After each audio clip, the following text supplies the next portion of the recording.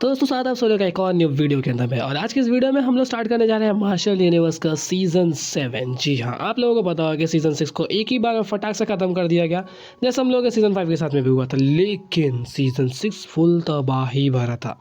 तुम लोगों ने अभी तक ऑलमोस्ट उसके सभी के सभी एपिसोड्स को तो देख ही लिया होगा, मैं आशा करता हूँ। और जिन लोगों ने भी नहीं देखा जाकर देख लो, फिर तुम्हें पता चल जाएगा। जहाँ तक बात रही एक्सप्लेनेशंस की, तो सीजन 6 जिस तरीके से खत्म हुआ है और उसे एक्सप्लेन करने का मूड नहीं है, क्योंकि सभी लोग ऑलमोस्ट देख ही चुके हैं, उसमें इंटरेस्ट भी खो चुके हैं। जिस वजह से हम लोग चाहते हैं कि सीजन 7 की स्टोरी को हम लोग कंटिन्यू करें। बेसिकली हमारा ये जो एक्सप्लेनेशन है, हम लोग इसे डायरेक्टली नॉवल से अडेप्ट करने वाले हैं। हमें पता है कि डोंगर्स के अंदर की जो स्टोरी है वो नॉवल से डायरेक्टली अडेप्ट नहीं की जाती, उसे चेंज करके दिखाया जाता है। जिस वजह से अगर तुम लोग हमारे इस नॉवल एक्सप्लेनेशन को देखते हो, फिर भी तुम्हें एस्टिमेट रहेगा कि सीजन 7 के अंदर की स्टोरी किस तरीके से हो सकती है।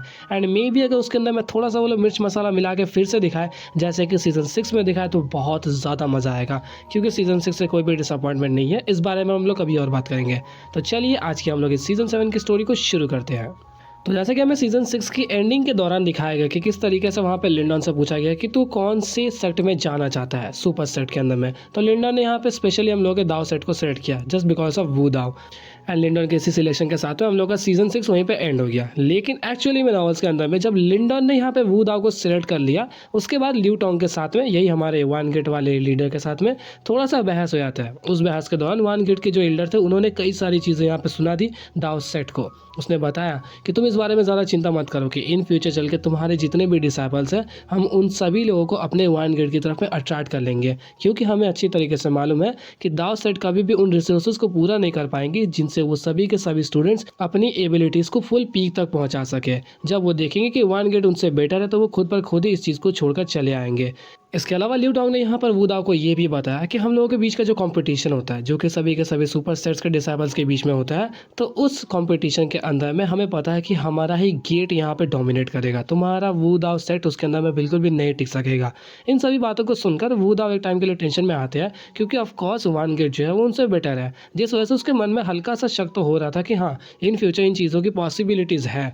लेकिन वो स्टिल यहाँ पे अपने मन को शांत करता है। चेहरे के एक्सप्रेशन बहुत ज़्यादा ख़राब थे, फिर भी उसने अपने मन को शांत करके बोला कि वो हमारी प्रॉब्लम होगी, उस बारे में हम समझ लेंगे, तो तुम्हें इस बारे में चिंता करने की ज़रूरत नहीं है। एंड ऐसा कहने के बाद सबसे पहला जो ऑप्शन था वो हम लोगों के दाव सेट को मिला कि वो जितने भी डिसाइपल चाहे उन्हें सिलेक्ट कर सकते हैं। जिस वजह से इन लोगों का जो रिक्रूटमेंट प्रोसेस था वहाँ पे थोड़ा सा कॉम्प्लेक्स था। वो दाव ने यहाँ पे सिंपली सभी डिसाइपल्स को बोल दिया कि हमारा दाव सेट उतना ज़्यादा पावरफुल नहीं है, लेकिन स्टिल जो भी चाहे वो हमें ज्वाइन कर सकता है। जो लोग भी चाहते हैं हमें ज्वाइन करना, वो अपनी पावरफुल ऑरास को वहाँ पे रिलीज करे, जिसके बाद हम लोग उन्हें सिलेक्ट कर लेंगे। ऐसा कहने के बाद ही वहाँ पे कई सारे डिसाइपल्स ने ऑलमोस्ट आधे के आसपास उन सभी लोगों ने अपनी ऑरा को वहाँ पर रिलीज करने लगे, ताकि दाव सेट उन्हें सिलेक्ट कर सके। जिसके बाद भी यहाँ पर दाव सेट इतनी आसानी से उन्हें सिलेक्ट नहीं करता, बल्कि वू दाव ने एक बार हाथ हिलाया, जिसके बाद वहाँ पे पहाड़ों के ऊपर में थोड़े से कर्टन्स टाइप के कुछ अपीयर हो गए, जिसके अंदर में शायद से कुछ ग्रेट एल्डर्स थे जो कि वू दाव से भी ज़्यादा पावरफुल होंगे। उस तरीके के कुछ थे जिन लोगों ने यहाँ पे सिलेक्ट करना स्टार्ट किया। उसके अंदर से कुछ लाइट पिलर्स आते एंड जिन लोगों ने भी अपनी ऑरा को रिलीज की थी उन लोगों के ऊपर में आ जाता था। जो भी कल्टीवेटर के ऊपर में ये लाइट पिलर अपीयर होता, मतलब उन लोगों को ऑफिशियली दाव सेट के अंदर में सिलेक्ट कर लिया गया है। इस चीज़ को देखकर यहाँ पे सभी लोग बहुत ज़्यादा टेंशन में आ गए, क्योंकि सभी लोग वहाँ पे सिलेक्ट नहीं हो रहे थे। इसी बीच हम लोगों का मोलिंग एंड उसका ग्रुप, हाँ यहाँ पे उसके साथ में जो 2 और कल्टीवेटर्स थे वो जिंदा है नॉवल्स के अंदर में, वो लोग थोड़े से टेंशन में थे कि वो लोग कहीं दाव सेट में ना जा पाए, क्योंकि लिंडन तो ऑलरेडी सिलेक्टेड है दाव सेट के लिए। एंड वो लोग भी चाहते थे कि वो लोग लिंडन के साथ में जाए, लेकिन चांसेस कम थे। तभी सडनली उनके ऊपर में भी वो पिलर अपीयर हो जाता है, जिसके साथ ही मोलिंग यहाँ पे बहुत ज़्यादा खुश हुआ कि वो फाइनली दाव सेट को सिलेक्ट कर चुका है। लेकिन सिर्फ यहाँ पर मोलिंग ही नहीं, क्योंकि इसके साथ में और भी कुछ कल्टीवेटर सिलेक्ट हुए थे, जो कि थे एक्चुअली में हम लोगों के लियू बाई, मू होंगलिन, जी हाँ यही वो हॉट ब्यूटी, इसके साथ ही यानसन। पता नहीं इसका क्या होगा, लेकिन डोंगर्स में तो खचड़ा हो चुका है, फ्यूचर के बाद में मारेंगे। तो वो लौंडा भी यहाँ पे सिलेक्ट हो जाता है। इसके साथ में और भी कुछ डिसाइपल्स थे।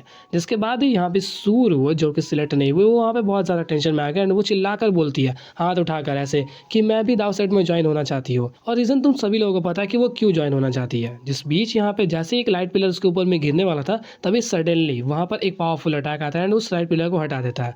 लाइट पिलर को को हटाने के बाद ही हमें पता चला कि ये कोई और नहीं बल्कि हम लोग के 9 हेवन सुप्रीम प्योरिटी पैलेस की एल्डर है। यस, ये वही हॉट ब्यूटीफुल महिला थी जिन्होंने वहाँ पे वू दाओ को सिंपली बोला कि इस लड़की को हमारे सुप्रीम प्योरिटी पैलेस के हवाले कर दो, क्योंकि ये हमारे लिए ज़्यादा बेटर है। मैं चाहती हूँ कि तुम हमारे लिए इतना सा फेवर तो कर ही सकते हो। और मुझे पता है तुम लोग सोच रहे हो कि अगर ये लोग इतने बड़े बड़े सुपर सेट के एल्डर्स है तो ये इतनी चीप हरकत ही कैसे कर सकते हैं। हाँ, यहाँ पर यह औरत बहुत ज़्यादा ही शर्मा रही थी। उस सुंदर महिला की बातों को सुनकर हम लोग का वू दाओ थोड़ा सा टेंशन में आता है एंड उसने लिंडॉन की तरफ में देखा, क्योंकि मोस्ट प्रोबेबली जितने भी डिसाइपल्स को उसने सेलेक्ट किया जो कि लिंडॉन से कनेक्टेड थे वो सिर्फ और सिर्फ लिंडॉन की वजह से ही था, जिस वजह से वो यहाँ पर भी इस बारे में लिंडॉन से परमिशन लेना चाहता था।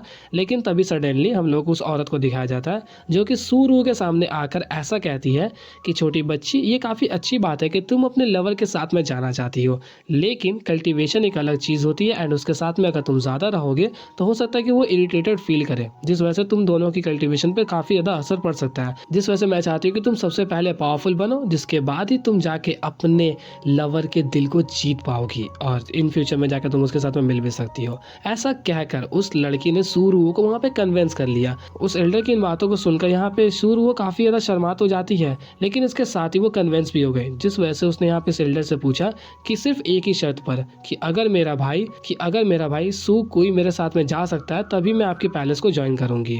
इस बात को सुनकर वहाँ पे उस औरत ने साफ साफ बोल दिया कि ठीक है, वो भी ज्वाइन कर सकता है, क्योंकि वो नहीं चाहती थी कि सूरू के जैसी एक टैलेंटेड लड़की उसके हाथों से निकल जाए, क्योंकि उसे भी पता था कि सूरू के पास में काफ़ी अच्छी पावर्स है, लेकिन स्टिल वो उसे पूरी तरीके से कंट्रोल नहीं कर पाती, जिस वजह से उसके लिए जो भी शर्तें वो सभी चीज़ों को मानने के लिए तैयार हो गई। जब यहाँ पर इस औरत ने सूरू को कन्विंस कर ही लिया है तो यहाँ पे वू दाओ का इंटरफेरेंस बिल्कुल भी नहीं बनता, जिस वजह से यहाँ पे हम लोगों की सूरू हल्की से शर्माती हुई लिंडॉन के पास में गई एंड वो वहाँ पे ये बताने में हिचकिचा रही थी कि वो एक्चुअली में 9 हेवन सुप्रीम प्योरिटी पैलेस को ज्वाइन करना चाहती है। वो इन बातों को बताते हुए बहुत ज़्यादा हिचकिचा रही थी, क्योंकि उसे ऐसा लग रहा था कि लिंडॉन वहाँ पे बुरा मान जाएगा, क्योंकि इतने दिनों से वो लोग साथ में ट्रैवल कर रहे थे, कई सारे फियर्स बैटल्स के अंदर में भी थे, कई सारी गाइडेंस भी मिली, लेकिन स्टिल वहाँ पे वो लिंडॉन को फॉलो नहीं कर रही है दाव सेट के अंदर में, जिस वजह से उसे लगा कि लिंडॉन यहाँ पे थोड़ा नाराज़ होगा। लेकिन लिंडॉन सिंपली उसके इस डिसीजन का मान रखता है। उसने बोला कि ठीक है, तुम जहाँ चाहो वहाँ ज्वाइन कर सकती हो, उससे हमें कोई प्रॉब्लम नहीं है, जिसके साथ ही उसने यहाँ पर उसे अच्छी रिगार्ड्स भी दी है।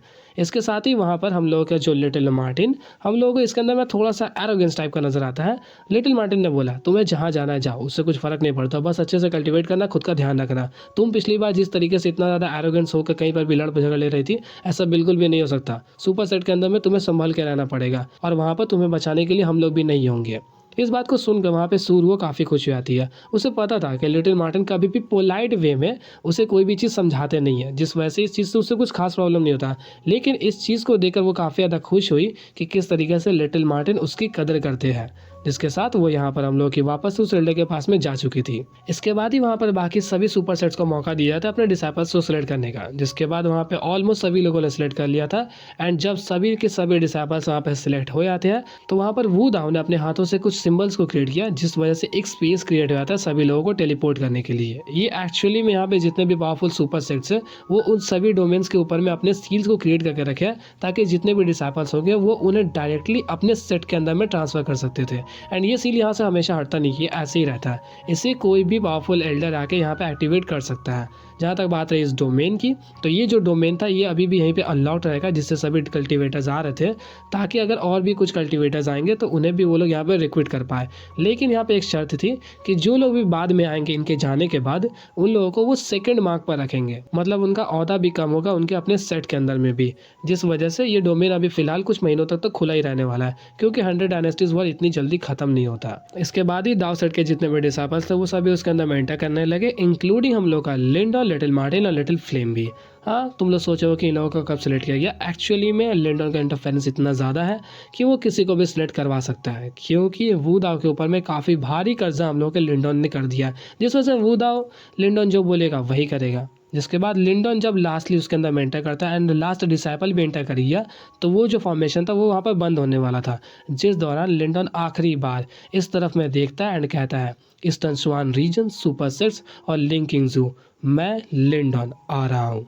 मतलब इसका सिंपली एक ही मतलब है कि सुपर सेट्स के अंदर में डोमिनेट करने के लिए हमारा हीरो जल्दी वहां पर आ रहा है। इसके बाद ही हम लोग को सीन दिखाया जाता है ग्रेट एम्पायर यान डायनेस्टी का। जी हाँ, यहाँ पर हम लोग को दिखाया जाता है कि एक लाइब्रेरी के अंदर में कोई मोमबत्ती अगरबत्ती जलाए कुछ डॉक्यूमेंट्स को वहाँ पे छानबीन कर रहा था। उसके पास में थोड़ी सी पावरफुल और अब महसूस होती है, मतलब 100 डायनेस्टीज वॉर में जितनी ज़्यादा थी उतनी ज़्यादा नहीं, लेकिन स्टिल काफ़ी ज़्यादा पावरफुल थी। 100 डायनेस्टीज वॉर को वहाँ पे स्टार्ट हुए 1 साल से भी ज़्यादा बीत चुका था। मतलब इस कल्टिवेटर के पावर्स ना पड़े ऐसा तो हो नहीं सकता। जी हाँ, ये कोई और नहीं था बल्कि हम लोग के ग्रेट यान एम्पायर के इम्पीरियल सिटी के महाराजा मो जिनतियान थे। वो वहाँ पर बैठ के कुछ छानबीन कर रहे थे, तभी सडनली उनका दरवाज़ा धड़ाम से खुलता है। दरवाज़ा जैसे ही खुला वो वहाँ पे गुस्सा हो गया कि अबे कौन आई है, एक तबड़ाक मारने के लिए तैयार थे।